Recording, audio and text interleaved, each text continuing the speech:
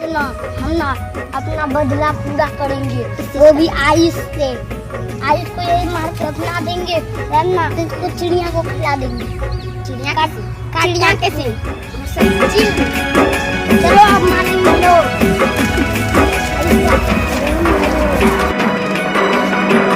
आज मेरा दोस्त सब कहाँ चले गए?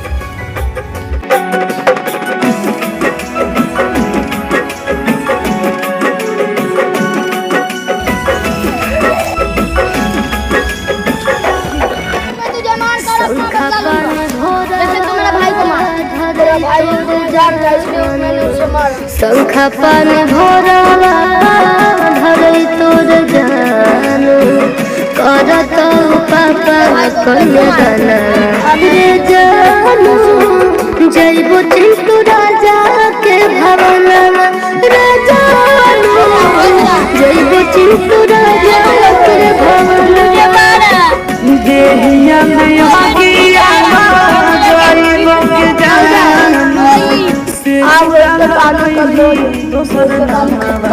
ये जान